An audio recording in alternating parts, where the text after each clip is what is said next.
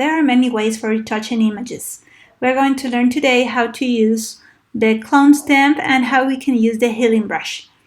And if we have time, we're going to find out how we can make a gradient. Now, the clone stamp tool is going to paint pixels from another part of the image, as you can see in the video. How does it work? Now, the first thing that you have to do is to select the size of the brush.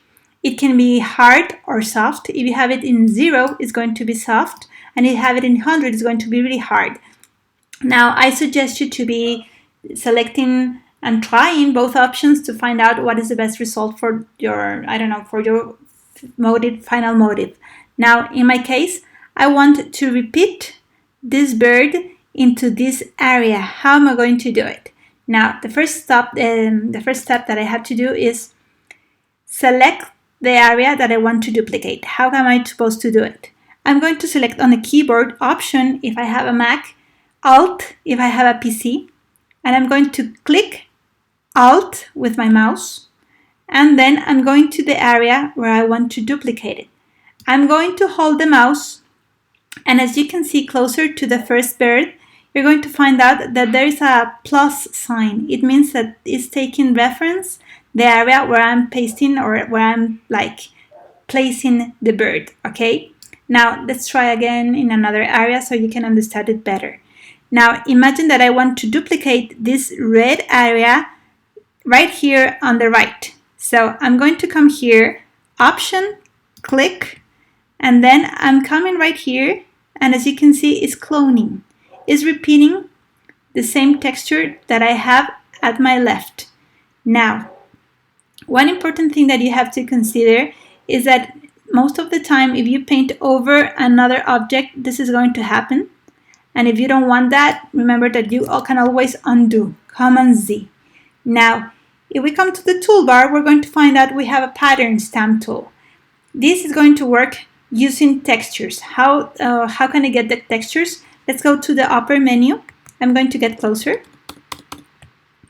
When you click the arrow, you're going to find out some textures, and here you have to choose the ones that you prefer. I'm going to select this one. Okay, now the pattern, what is going to do? I'm going back. It's going to repeat this texture where I selected. For example, I'm going to place it right here, and as you can see, I'm going to have these purple daisies. They're going to be placed in this area. So the pattern is going to place already defined pattern, okay? That's the way it is used, the pattern stamp tool. Now, how about the area that I have right here? I'm going to select this one,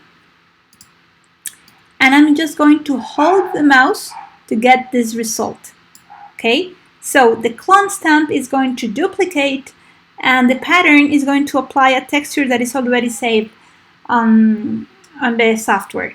Now, what about the healing brush? On the web page, you are going to find out that you have this image. How are we going to solve it? Now, the first step is to recognize what can you, change about it. For example, we have this line right here, the other one here. So I'm going to select the spot healing brush.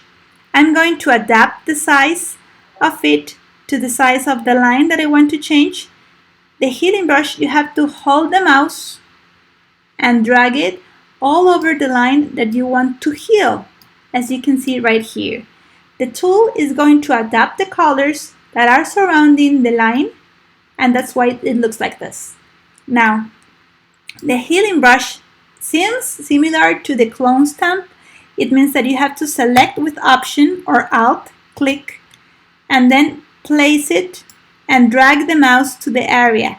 The result may vary. Sometimes it's not too perfect, and I suggest, for example, in this area it looks better, the clone stamp, but maybe, for example, in areas like this area in the hair, I'm going to select the area below because it has skin and hair, and I'm going to apply it here, and you can see that the result is more natural. Now, which tool are you going to select? You have to practice and find out which one is going to suit you better. It depends on the project and how the damage is in the picture, how damaged it is. Now, the background, as we have right here, is all damaged. And if you try to correct using the clone stamp or the healing brush right here, it's going to take you a long time. Now, how can you do it in an easy way? You can come here to Window, then we're going to open Layers. Now, if you want to duplicate this background because you never work on the original, you have to make always a copy. There are two ways. One way is clicking right here at the bottom, create a new layer. If you hold it and you drag it here, you're going to duplicate it. The other way is pressing Command J, okay? And the other way is coming here to the corner and click duplicate layer. You can name it the way you want. Now, I'm going to kit and hide the eye right here. I'm going to add a new layer, and we're going to learn how to use the grading tool. Now, I'm going to take the eye, and we're going to see the grading, how it works. At the top menu, we're going to find out that there are different colors, okay? The basics are going to be white, transparent, and black.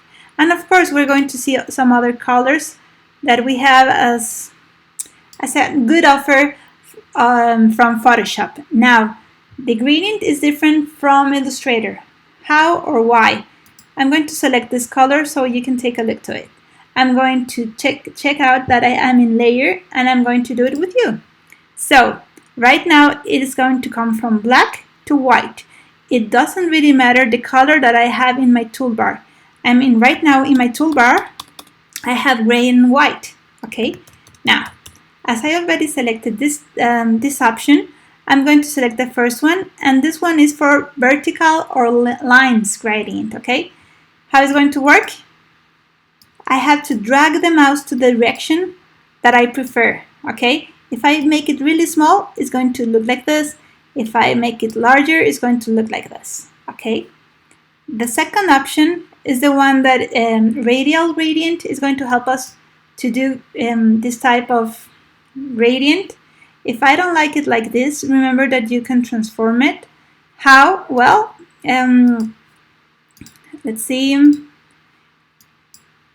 I'm going to change it right here. And something is not going quite good. Yes, it's right here. Sorry. I just changed the colors right here in the toolbar. Then I come here to the top. And as you can see, if you make it really small, the result is going to be small. If you make it a little bit larger, this is going to be the result you're going to have. Now, we have this third option, the angle gradient, and it works like this. It's going to make a line, and it's going to show you this shadow. We have this other one. This one is going to help you if you want to do like reflection. Now, depending on the size that you do it, is the result that you're going to have. Like this. And this one is diamonds, okay? As you can see, we have the diamonds depending on the size, and you can change it like this, right? I just changed on the toolbar the direction, the foreground and the background color. Now, there is another option that we can find in gradients. If you click the colors, you can change and add just as we did in Illustrator, okay? You can add an extra color. For example, I'm going to use another color. Let's see. Let's see which color I want to change. I want red, okay? So when I apply it, this is going to be the result, okay? I can change the direction of it, and it's going to look like this. So if you double click here, you're going to be able to add colors, double clicking the square, and then selecting the color that you want. I'm going to do, instead of diamonds, I'm going to change it to gradient, and there you have it. Now, as we are going to create the background of the lady, what are we going to do? We're going to select the colors that we need. We're not going to use this one, right? We're going to use one light green and dark green. So I'm going to hide the eye. I'm going to open this, and I'm going to use the eyedrop. I'm going to get closer to it so you can take a look to it. This is the eyedrop. We just used it in the mesh tool, remember? Now, I'm going to select the dark color from this image. I have to be sure to be on the background copy. I'm going to select this one. And then I'm going to move the arrow to change the foreground to the background, okay? I'm going to select the light color that I have right here. So I have dark and light, okay? Now I'm going back. I'm going to make visible the layer number 1. I'm going to select gradient, and at the top menu I'm going to select the first one, okay? Now you can see that you have this option. I'm going to select this one and I'm going to create the gradient. Oh, sorry, I was in the wrong layer. You're going to create layer right here. Voila! It seems to look like the one we have at the back, right? Now, I'm going to hide the eye. I'm going to select the background copy. After you finish retouching using the clone, healing, or whatever you think is going to be useful for you to retouch the image, you're going to use the pen tool. The pen tool, you have it right here. The shortcut is pressing P. And you're going to select the lady, okay? You're going to go all over the lady with the pen tool. I'm doing this really fast, okay? Just for you to show you how you're going to do the next exercise. Because you're going to have an exercise. If you don't practice, you're not going to be able to be like a good professional using Photoshop, okay? So I'm going really fast. Let's see. So I'm going to select this right now with the pen tool. And then remember that we used the path tool on other video.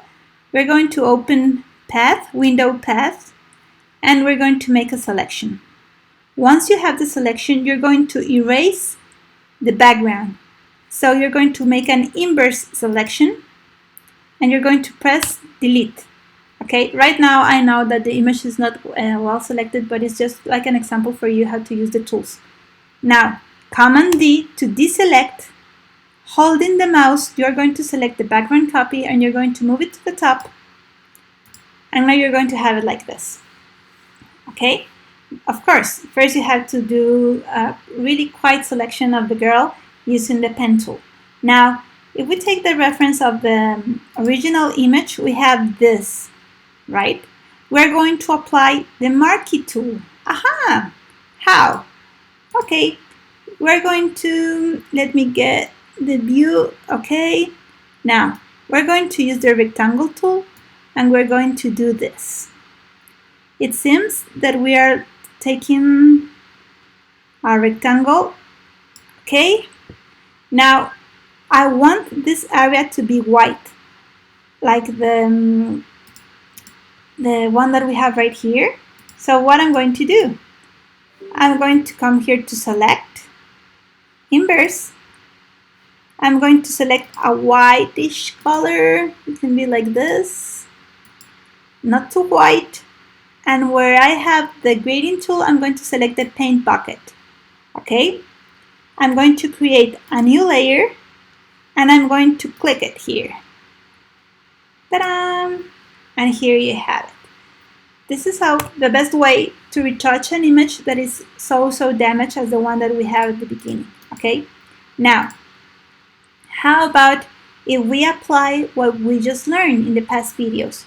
We can use the selection tool. For example, you can come here and just select subject, but there are some areas that are not going to be selected, like the ones that we have right here. What do you need to do first? Finish retouching and then you can continue. Now, there are a lot of videos on the internet. I want you to take this like the basic way of using the tools and take a look to what you can find in Google and in YouTube. I mean, you have to learn by your own too. This is just like a tool to help you to begin using the software.